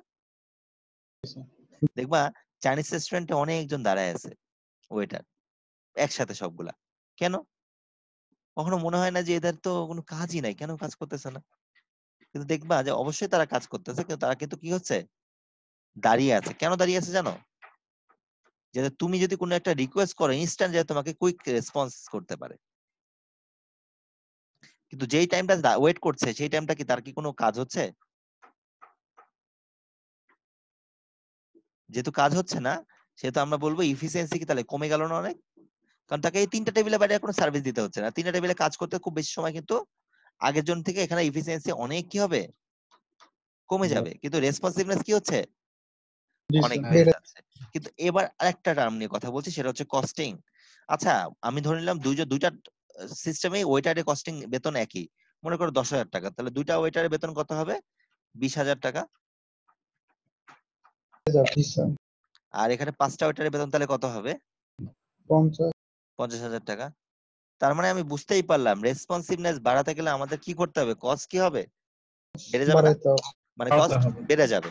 তার মানে এই জায়গাটাতে আমরা একটা, এই কার্ভটার দিকে এখন সবাই তোমরা ভালো করে খেয়াল করো। কার্ভে দেখতেই পাচ্ছি যদি আমাদের রেসপন্সিভনেস বেড়ে যায়, খেয়াল করো এই পয়েন্টটা,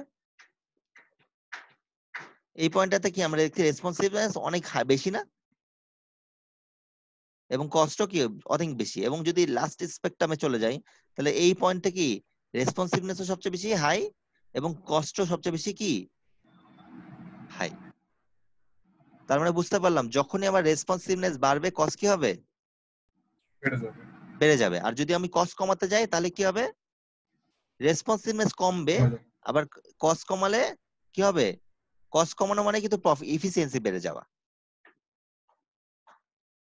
মানে আমরা যদি ইফিসিয়েন্সি বাড়াতে চাই তখন কি হবে? রেসপন্সিভনেস কমে যাবে, কিন্তু সরি কস্টও কমে যাবে। তো দেখো এই যে বলতে supply chain efficiency has the inverse relationship with the responsiveness. আর তাহলে আমরা ইফেক্টিভ ইফিসিয়েন্সির সাথে রিলেশনশিপটা হচ্ছে কস্টের কেমন বলো তো? ইনভার্স রিলেশনশিপ নাকি প্রফেশনাল? যে ইফিসিয়েন্সি যদি কমে যায়, সরি উল্টাই তো, ইফিসিয়েন্সি যদি কমে যায় কস্ট কি হবে? বেড়ে যাবে। আর যদি ইফিসিয়েন্সি বেড়ে যায় কস্ট কি হবে? কমে যাবে। এবং আরো একটা লাইন আছে যদি বলি, আমি এক লাইনে যদি বলি সেটা হচ্ছে আমরা সাপ্লাই চেনে সব সময় একবারে এফিসিয়েন্সি বাড়ানোর চেষ্টা করব না, না একবারে কমানোর চেষ্টা করব না, এই দুইটার মাঝামাঝি একটা ব্যালেন্স করার চেষ্টা করব, যে কখন আমার কোনটা দরকার সেই অনুযায়ী আমরা সুইচিং করব। কোন জায়গায় অনেক হাই রেসপন্সিভনেস এর দরকার আছে, আবার কোন জায়গায় হাই রেসপন্সিভনেস এর দরকারই নাই, এফিসিয়েন্সি বেশি হলেও চলবে। ঠিক আছে, সেটা একটু এক্সাম্পল দিব এবার।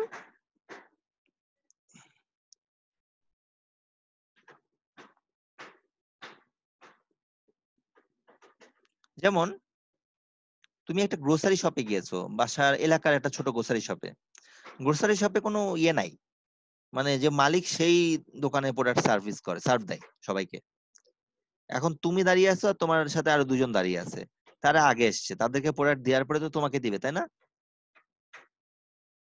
এবং দেখা গেল কি তাদের সাথে কথা বলতেছে, তোমার দিকে ওই লোক তাকায়ও না, এরকম তো হয়তো। অনেকক্ষণ দাঁড়ায় আসছো, 10 মিনিট পরে তোমার বলতেছে কি নেবেন বলেন এবার, তাও হাসি মুখে না, তারপরে তুমি নিলা। তাহলে রেসপন্সিভনেস কি অনেক কমে গেছে না? জি স্যার। ইফিসিয়েন্সি কি অনেক হাই তো। জি স্যার। এটা হচ্ছে গ্রোসারি পণ্য। গ্রোসারি পণ্য মানে হচ্ছে নিত্য প্রয়োজনীয় পণ্য।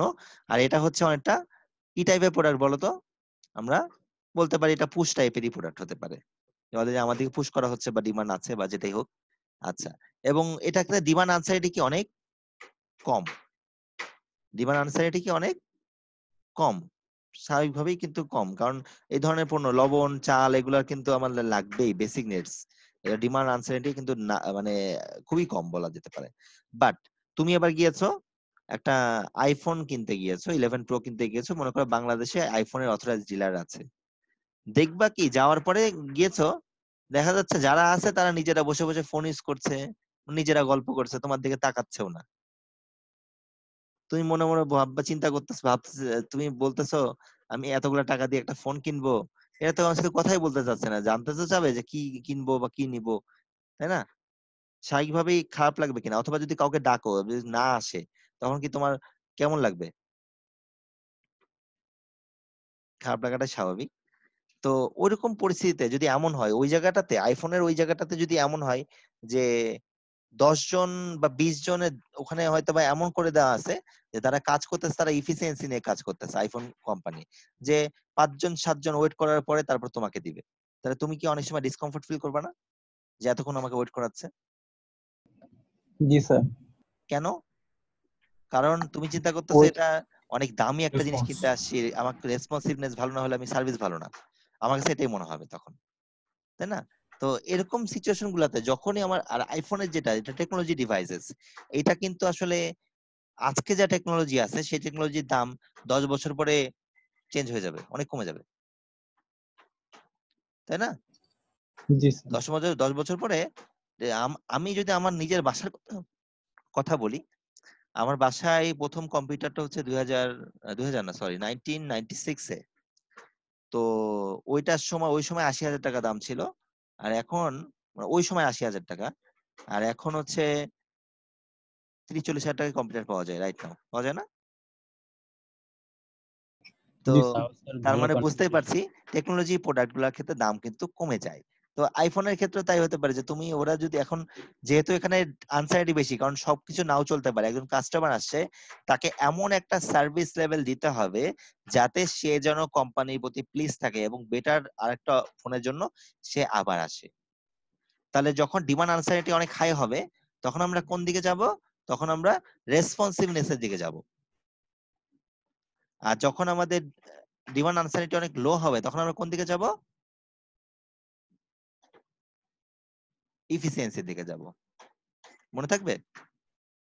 এই জন্য গ্রোসারি পণ্যের ক্ষেত্রে এরকম। আবার টেকনোলজি ডিভাইস, শুধু আইফোন না, তুমি মোবাইল কোম্পানির সবগুলা ফোনের কাছে যাও, দেখবে ওর সাথেই অনেকটা ক্রু থাকে যারা খুব তাড়াতাড়ি তোমাকে, কিন্তু তুমি যে দাঁড়াইছো, ফোনটা জাস্ট হাতে নিছো, ফিচার বলা শুরু করে দেবে মুখস্থ একবারে। এটা আছে, এটা আছে, এই আছে, এই টেকনোলজি, এটা ওটা, মানে এনিহাও তোমাকে কনভিন্স করার চেষ্টা করবে যে তুমি ফোনটা কিনে ফেলো তখনই। আমি কি বোঝাতে পারছি কিনা? এটা কারণ জি কি, রেসপন্সিভনেস বাড়াতে হবে এই জায়গাগুলোতে, কারণ এটা 3 মাস 6 মাস পরে, যেমন তোমার কাছে এখন একটা S4 আছে, স্যামসাং S4 কিন্তু ওই সময় 2013-14 সালে মনে হয়, ওই সময়ের মধ্যে একটা বিখ্যাত একটা ফোন, মানে এত ব্যবহার করেছে মানুষ, স্যামসাং S4 এর কথা বলছি। ওই সময় দামও ছিল প্রচুর। মনে করো কথা কথা আমার মনে নেই, দাম 40,000 টাকার মতো দাম ছিল, বা 30-40। তো এখন ওটা 40-এ পাওয়া যাবে, বা এত দাম বিক্রি করতে পারবে কেউ? না স্যার, আরো কম। আচ্ছা এখন ওই 40,000 টাকা দিয়ে স্যামসাং এর ওরকম থেকে মানে 4-5 গুণ অ্যাডভান্স টেকনোলজির ফোন পাওয়া যাবে, ইনোভেটিভ নতুন কিছু। জি স্যার, তাই না? আইফোন এসি পাওয়া যাবে হ্যাঁ হ্যাঁ হ্যাঁ, এইটাই। 2026 কারণ ব্যাপারটা হচ্ছে কি, এটা হচ্ছে কি, আনসাইটি অনেক বেশি, কারণ 6 মাস 1 বছর পর পরই এগুলা লাইফ সাইকেল কি হয়, শেষ হয়ে যায়, বা এটার ডিমান্ড চেঞ্জ হয়ে যায়, মানুষের রুচির পরিবর্তন হয়। তুমি নিশ্চয়ই এখন যখন ওই মোবাইল ফোন বাংলাদেশে আসে, ওই 93 থেকে 97-98 সালের কথার মতো চিন্তা করো, একটা সিমেন্সের একটা মোটা ফোন, সাথে একটা অ্যান্টিনা, ওই ফোনগুলোর দাম 25,000 টাকা, 30,000 টাকা, টিভিতে অ্যাডভার্টাইজ দিত একটা, আমার এখন মনে আছে, জি স্যার 2.5 ইঞ্চি কি যেন ওলেড ডিসপ্লে নাকি কালো একটা কি একটা বলতো, তারপরে বলতো 10টা রিংটন, হ্যাঁ, তারপরে কি বলতো, রেডিওর সাথে শোনা যায়। হ্যাঁ, এখন এগুলা কি কেউ, এই প্যারামিটার গুলা কেউ জানতে চায়? না স্যার আগে বলে প্রসেসর কি সেটা বলো, আগে বলো জি প্রসেসর স্যার। কি, তারপরে আছে ইয়ে আছে নাকি, গরিলা গরিলা কত, 5 না 6 না কত, আগে এগুলো জিজ্ঞেস করে মানুষ, যারা এগুলোর এই ধরনের ডিভাইস গুলো ইউজ করে, যে আমার সেফটি কত, আমার স্পিড কত, এই গেম খেলা যাবে, ওইটা চলবে, আচ্ছা তাহলে নিতে পারি। তাহলে এখন ওই ফোনটা কি তুমি 80-70 হাজার 50-60 হাজার টাকা কিনতে পারবা? পারবা না। তো ব্যাপারটা হচ্ছে এই ধরনের জিনিসগুলো আসলে কি, ওই সময় বেস্ট ছিল, কিন্তু এখন টেকনোলজি চেঞ্জ হয়েছে, এই জন্য এগুলো আনসার্টি অনেক বেশি, প্রতিনিয়ত লাইফ চেঞ্জ হচ্ছে প্রোডাক্টের, এই জন্য ওগুলা তো ওইভাবে অ্যাডাপ্ট করতে পারবো না। তো আমরা এর পরের স্লাইডটা দেখবো।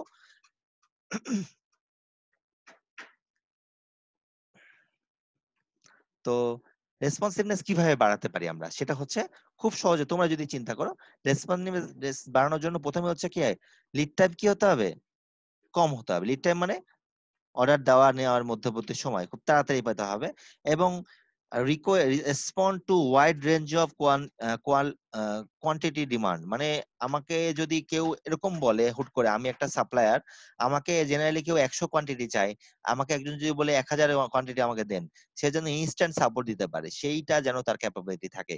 ডিফারেন্ট টাইপস এর যদি রেঞ্জের তার ক্যাপাসিটি থাকে বা ক্যাপাবিলিটি থাকে, সেক্ষেত্রে তার জন্য হবে সবচেয়ে অ্যাপ্রোপ্রিয়েট।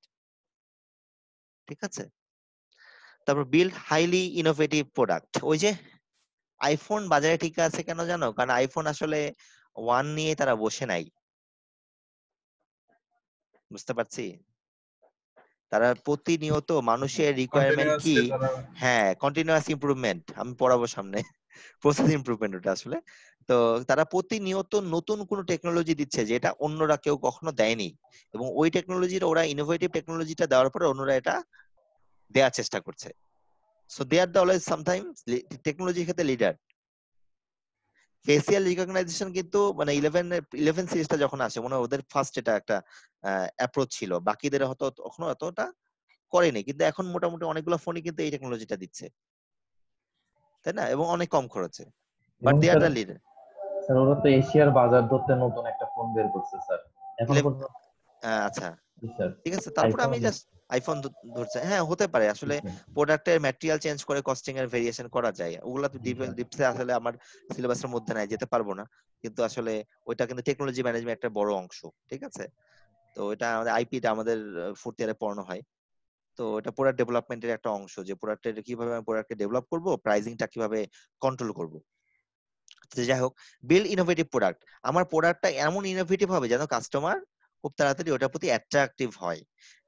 এই গত 2 মাসে আমি জাস্ট কিছু রিভিউর কথা বলি, মোবাইল কোম্পানি নিয়ে কথা বলছি কিছু, হুট করে কথায় কথায় চলে আসছে বলেই, যে একটা ফোন রিসেন্টলি বাজারে, মানে একটা কোম্পানি বাজারে খুব বেশি ভালোই একটা ইম্প্যাক্ট ফেলছে, সেটা হচ্ছে রিয়েলমি।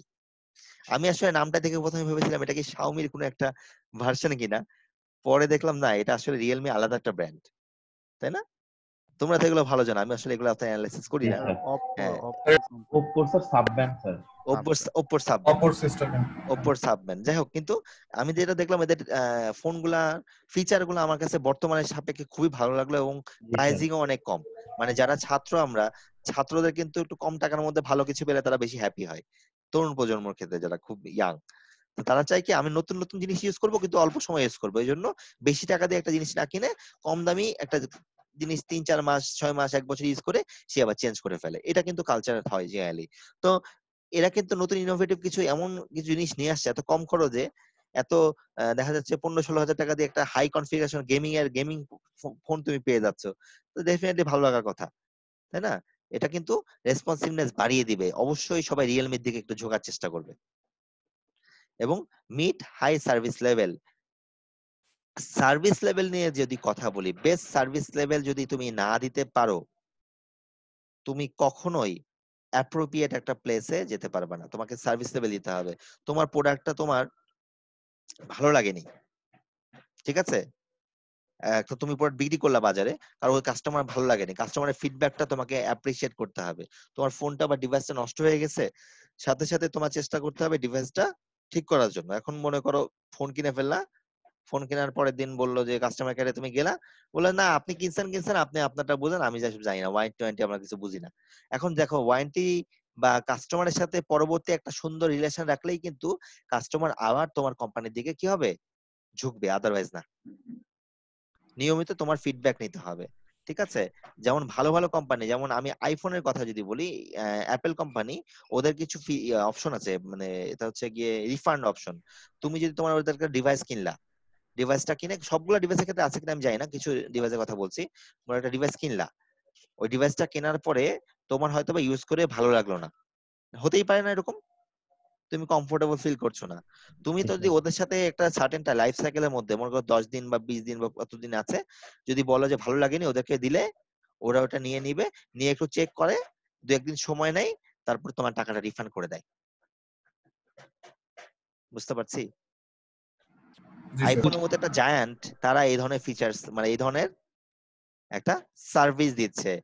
আর বাংলাদেশে আমার জানা নাই আছে এরকম, বা অন্যান্য কোম্পানিগুলো এরকম দেয়, বাংলাদেশের ক্ষেত্রে পোস্টপেডটা খুব বেশি দেয় না, নাই, ঠিক আছে। কারণ বাংলাদেশে আমি অধিকাংশ, মানে এগুলা সমালোচনার মতো ব্যাপার, তো বলছি অধিকাংশ প্রোডাক্টের ক্যাশ মেমোর নিচে লেখা থাকে, একটা লাইন লেখা থাকে সবসময়, বিশেষ দ্রষ্টব্য, লাইনটা বললাম না, জি স্যার।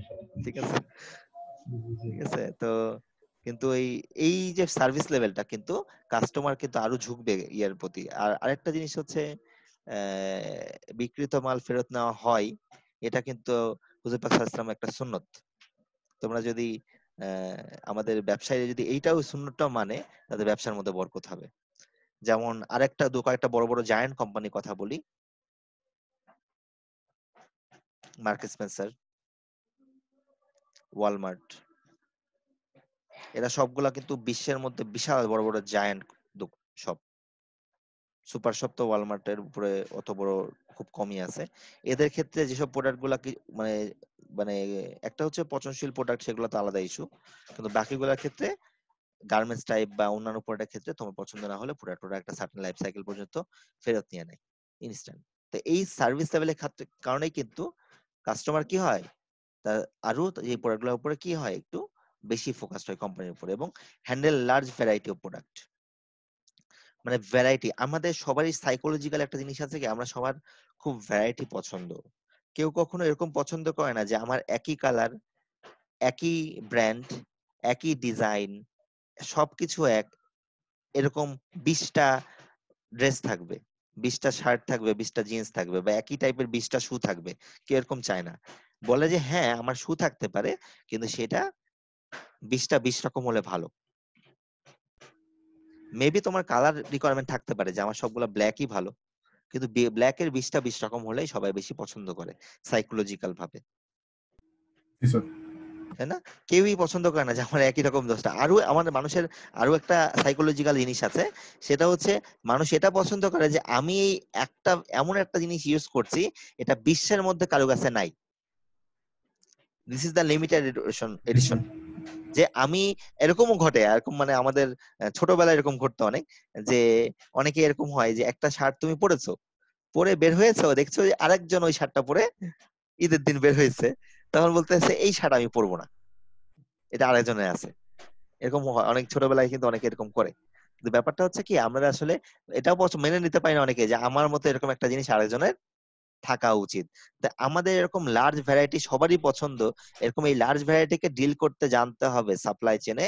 সেটা যদি করতে পারি তবেই একমাত্র সেটা কি বলতে পারি আমরা, রেসপন্সিভনেস টা বেড়ে যাবে। এটা শুধু এখানে এই প্যাটার্নটা না, পাশাপাশি আরো হতে পারে। যেমন স্বপ্নে তুমি যদি যোগাযোগ করো, ওদের কিন্তু ভ্যারাইটি অনেক, সব ধরনের প্রোডাক্ট বাংলাদেশের প্রসপেক্টে অনেক কিছু পাওয়া যায়। তুমি একটা মানে ছাদের নিচে তুমি অনেক কিছু পেয়ে যাবা, একটা অর্ডারের মধ্যে সব পেয়ে যাবা। তুমি যেটা তুমি এলাকার ছোট ছোট গ্রোসারি শপ বা অনেকগুলা গ্রোসারি শপে তোমাকে অনেক মুভ করতে হবে। এই প্যান্ডামিক ইস্যু গুলাতে কারণে স্বপ্ন কিন্তু হোম ডেলিভারি সার্ভিস যেগুলো দিচ্ছে, ওরা একটু ডেলিভারি সার্ভিসটা বেশি নাই, কিন্তু তুমি চাইলে ওখানে অনেক টাইপের প্রোডাক্ট একসাথে অর্ডার করে দিতে পারবা, এবং সেক্ষেত্রে তোমার ডিল করাটা খুব সহজ হবে, তাই না? কারণ ওদের কোকারিজ আছে, এটা আছে, আর ওয়ালমার্ট যদি বলি, ওয়ালমার্ট বা এদের কিন্তু আরো ভ্যারাইটি বেশি। গার্মেন্টস, যেমন স্বপ্নও কিন্তু এখন গার্মেন্টস রান করেছে, মানে অ্যাপারেল, আমাদের নর্মাল কিছু ফ্যাশন প্রোডাক্ট পাওয়া যায় না এখন স্বপ্নে, কিছু মানে পাওয়া যায়, অল্প কিছু পাওয়া যায়, কিন্তু ওয়ালমার্টে কিন্তু অনেক বড় পরিসরে পাওয়া যায়। জি স্যার। এবং কম দামে। ওয়ালমার্ট সবসময় বিখ্যাত হচ্ছে কি, লোয়েস্ট প্রাইস। এবং স্বপ্ন বাংলাদেশে আগোরা স্বপ্ন যখন শুরু করে, আগোরার দাম কিন্তু একটু বেশি ছিল এবং স্বপ্নের দাম কম ছিল। এবং স্বপ্ন কিন্তু এই কম দাম এবং ভালো সার্ভিস লেভেলের কারণেই, কাস্টমারের সাথে একটা গুড রিলেশনের কারণেই কিন্তু তারা কাস্টমারকে আরো উদ্বুদ্ধ করতে সক্ষম হয়েছে, এবং তাদের দোকান আরো বাড়ছে বা তাদের শপ আরো বেড়েছে। এবং ওদের নেগেটিভ রিভিউ তো আসবেই, খুব বেশি পাওয়া যায় না, খুব অল্প পাওয়া যায়, বেশি পাওয়া যায় না, আছে অল্প। জি স্যার। তো তাহলে বুঝতে পারলাম এগুলো হচ্ছে রেসপন্সিভনেস এর জন্য আমাদের এই জিনিসগুলো ফুলফিল করতেই হবে। সাপ্লাই চেইন ড্রাইভার্স, এটা নিয়ে এবার কথা বলবো, আর তারপর একটু ইনভেন্টরি নিয়ে কথা বলবো, যে আসলে সাপ্লাই চেইনের ড্রাইভার কারা। এই 6টা টুলস আছে আমাদের: ফ্যাসিলিটি, ইনভেন্টরি, ইনভেন্টরি মানে আমরা চিনি অলরেডি, ট্রান্সপোর্টেশন, ডিফারেন্ট টাইপস এর ট্রান্সপোর্টেশন মোড আমরা আছে আমাদের, এই ট্রান্সপোর্টেশন মোড। তারপর ইনফরমেশন, বর্তমানের বাজারটা এমন, এখন যদি তোমার কাছে ইনফরমেশন না থাকে তুমি জিরো, আর তুমি যদি তোমার কাছে ইনফরমেশন থাকে ইউ আর দ্য হিরো। তুমি জাস্ট ইনফরমেশন নিয়ে যে কত কোটি কোটি টাকা এখন ডিল হয়, সেটা নিয়ে আসলে তুমি একটু গুগল করলেই পেয়ে যাবা। জাস্ট একটা ছোট উদাহরণ দেই, যে তোমার ইনফরমেশন গুলা কিভাবে তোমার অ্যান্ড্রয়েড ফোনের মাধ্যমে বিভিন্ন জায়গায় ইউজ করা হয়, সেটা হচ্ছে আর্টিফিশিয়াল ইন্টেলিজেন্সের মাধ্যমে। মনে করো সকালবেলা হুট করে চিন্তা করলা যে একটু জায়গায় একটা জায়গায় ঘুরতে যেতে ইচ্ছা করছে, অনেকদিন যাই না, প্যান্ডামিকের মধ্যে যাওয়া পসিবল না, তারপরে একটু ওইটা রেলিভেন্ট রিভিউ গুলা পড়ি। তো তুমি কিছু ট্রাভেলিং গ্রুপ, ফেসবুক গ্রুপ গুলা খুঁজলা, খুঁজে ওই গ্রুপে জয়েন করে এরকম কিছু আর্টিকেল পড়লা। ওই আর্টিকেল গুলা যে পড়েছো, ওই আর্টিকেল গুলার দিকে যখন তাকিয়েছিলা, তখন একটা টাইম কনজিউম হয়েছে না ওখানে, কতক্ষণ ওই পেজটার দিকে তুমি ফলো আপ করেছো। ওই ডাটাটাকে অ্যানালাইসিস করে গুগল দেখছে যে তোমার এখন হঠাৎ হঠাৎ করে এই ধরনের রেলিভেন্ট ইনফরমেশন, তোমার ইন্টারেস্ট বেড়েছে। এই জন্য একটু পরেই দেখবা ফেসবুকের ভিতরে অ্যাড আসা শুরু হবে তোমার ট্রাভেলিং এর, বিভিন্ন হোটেলের বুকিং এর। জি স্যার। ইউটিউবে দেখবা বাংলা বিভিন্ন, যেহেতু তুমি বাংলাদেশি, বাংলাদেশি বিভিন্ন যারা ভ্লগ করে ট্রাভেলিং এর, তাদের ভিডিও তোমার সাজেশনে চলে আসবে। জি স্যার। এবং পাশাপাশি এরকমও দেখবা যে তোমাকে হয়তো বা তোমার মেইলও অনেক সময় তোমাকে পাঠিয়ে দিতে পারে যে অমুকে গেলে এরকম প্যাকেজ আছে, if you interested to. Ji sir. So this is the all of part of information. So information নিয়ে খুব বেশি বলবো না, ইনফরমেশন হচ্ছে এত শক্ত একটা অংশ বর্তমানে। আর প্রাইজিং কম দাম না হলে আমরা কেউ পছন্দ করি না, দাম কম জিনিস ভালো এটা। তো আমরা আসলে 3টা পয়েন্ট বোল্ড করে রেখেছি, সোর্সিং, ইন ট্রান্সপোর্টেশন আর ইনভেন্টরি। এই 3টা জিনিস নিয়ে আমরা খুব বেশি ডিটেলসে যাব এবং বলবো এগুলা নিয়ে, এবং ইনভেন্টরি ম্যাথও আসবে এখানে। তো ফ্যাসিলিটি নিয়ে আজকে কথা বলবো না, এটা নেক্সট ক্লাসে বলবো। আমরা শুধু একটু ইনভেন্টরি নিয়ে কথা বলি। ইনভেন্টরি আমরা জানি কয়েক ধরনের, কি কি জানো? একটা হচ্ছে র মেটেরিয়াল ইনভেন্টরি, একটা হচ্ছে ওয়ার্ক ইন প্রসেস ইনভেন্টরি, একটা হচ্ছে ফিনিশ গুডস ইনভেন্টরি, তাই না? এগুলো তো নাম শুনেছি আগে, জি স্যার। এগুলাতে ইনভেন্টরি ম্যানেজমেন্টের মধ্যে নাম শুনেছি। আর এটা হচ্ছে ইনভেন্টরি যদি তোমার কাছে বেশি থাকে তাহলে তুমি রেসপন্সিভনেস কি করতে পারবা, ওই যে একটা পয়েন্ট ছিল না, লার্জ কোয়ান্টিটি, তুমি যে কোনো কোয়ান্টিটি তুমি রেসপন্স করতে পারবা। স্বপ্নের একটা দেখবা যে একটা সেলফে একটা প্রোডাক্ট প্রায় 200-400 আছে, তারাও এটা জানে যে একদিনে 200-250 বিক্রি হবে না, তারপরে তারা রেখেছে কেন? হয়তোবা তাদের অন্য কোনো প্ল্যানিং থাকতে পারে যে তারা চাচ্ছে কাস্টমারের যাতে এটার প্রতি একটা অ্যাট্রাকশন জন্মায়, এবং কাস্টমার জানে যে এদের কাছে যেহেতু আছে, যে কোনো সময় কোথাও না পেলে এখান থেকে কিনতে পারে। এবং যখন এরকম একটা ডিমান্ড তোমার দিকে পুশ করা হবে, তুমি কিন্তু স্বাভাবিকভাবে কি হবা, একটু ওখানে যাওয়ার জন্য উদ্বুদ্ধ হবা। এবং ইনভেন্টরি যদি তোমার কাছে বেশি থাকে তাহলে তুমি কি করবা, মার্কেটে অন্যদের থেকে একটা কম্পিটিটিভ অ্যাডভান্টেজ পাবা। বুঝতে পারছি, একটা কম্পিটিটিভ অ্যাডভান্টেজেস পাবা, স্যার। কারণ অন্যদের কাছে নাই। কারো কাছে 100 টাকার বেশি দিতে পারে না, তুমি একবারে 1000 দিচ্ছ, ডেফিনেটলি তোমার বিক্রি, সেলস বিক্রি হবে, বেশি হবে। জি স্যার। আচ্ছা, তো ইনভেন্টরি বিভিন্ন কম্পোনেন্টস, একটা সাইকেল ইনভেন্টরি আমরা কম বেশি সবাই চিনি, নাকি চিনি না? সাইকেল ইনভেন্টরি হচ্ছে ওই যে প্রতিবার একটা অর্ডার করছি, শেষ হয়ে যাচ্ছে, আবার অর্ডার করছি, চিনি নাকি এরকম? জি স্যার। এই তো স্যার মানে আমার পুরো 1 বছরের টোটাল একটা অর্ডারকে আমি যদি কয়েকটা ভাগে ভাগ করে করে যদি কাজটা করি, প্রত্যেকবার কি একটা করে সাইকেল বলতেছি?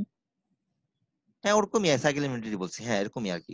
যেহেতু কয়বার করে অর্ডার করছি, সেই অর্ডার কোয়ান্টিটির উপরে একটা কয়টা সাইকেল তৈরি হয় আর কি, এটাকে সাইকেল ইনভেন্টরি বলে। এবং সাইকেলের অর্ডারে চলতে থাকে, এখানে কিছু জিনিস অ্যাজাম্পশন করে ধরে নেওয়া হয়, এবং এইটা আসলে কি, মানে আনসার্টেনিটিকে এখানে জিরো ধরে নেওয়া হয়, যেখানে অনিশ্চয়তা নাই, প্রতিদিনই সেল হবে, প্রতিদিনই সবকিছু হবে, এরকম আর কি। আচ্ছা, মাঝখানে এটা লিড হচ্ছে টাইম বাদ সাইকেল করে দিচ্ছি। ইনভেন্টরি, এবং এখানে আসলে লিড টাইম একটা ব্যাপার থাকে, এগুলো সবই আমার আছে, সামনে বলবো।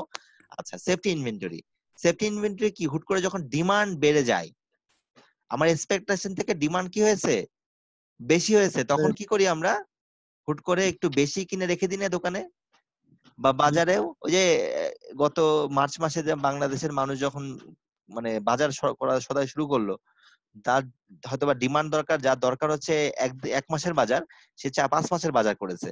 তো এরকম যদি করে তখন কিন্তু দোকানগুলাতে একটা ডিমান্ড কিন্তু ইমব্যালেন্স ক্রিয়েট হয়, তাই না? এবং ওইটার কারণে কিন্তু তখন যখন দোকানগুলো অর্ডার করবে, তখন কি তারা ডেফিনেটলি একটু বেশি করে প্রোডাক্ট অর্ডার করতে চাবে না, সেফটি রাখতে জি যাবে। স্যার। কেন সেফটি ইনভেন্টরি রাখবে, কি যদি শেষ হয়ে যায় কাস্টমার যাতে ফিরে না যায়, আর ফিরে গেলে কাস্টমার মন খারাপ করবে। আর আমিও যদি রাখতে পারি, সেলস বিক্রি হবে, বেশি হবে।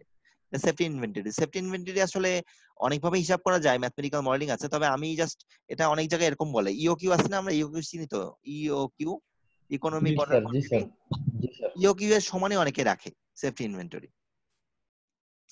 আর সিজনাল ইনভেন্টরি মানে বুঝতেই পারছি, একটা সিজনের সময় এটা আসে, যেমন শীতকালে ব্লেজার, সোয়েটার, এগুলার ইনভেন্টরি হয়, বা হচ্ছে কমফোর্ট, কিন্তু গরমকালে এগুলো লাগে না।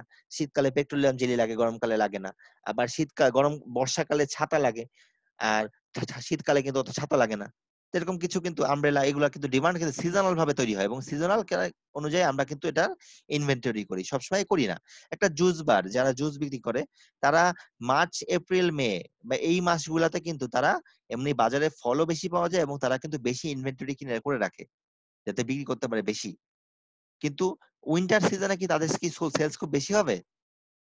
হবে না, কারণ তখন ঠান্ডা পড়ে, এই কারণে কিন্তু সেলস কমে যাবে। এই জন্য তারা কিন্তু ইনভেন্টরি কি করবে, কম রাখতে হবে। অনেক সময় ওই দোকানগুলো ওই সময় শুধু আহ ঠান্ডা কোনো হয়তো বা ড্রিঙ্কস বিক্রি করে না, দেখা যায় যে গরম টাইপের যেটা কফি চা বা এই রেলিভেন্ট জিনিসগুলা সেলস করে। আমি কি বোঝাতে পারলাম? এটা কি সিজনাল, সবসময় দরকার নাই। যেমন আরেকটা সিজনালি মোটামুটি বলতে পারছি, রোজার মাসে খেজুর বাংলাদেশে খুব চাহিদা বাড়ে, কারণ আমরা রোজার সময় ইফতারের সময় আমরা সবাই খেজুর খুব পছন্দ করি।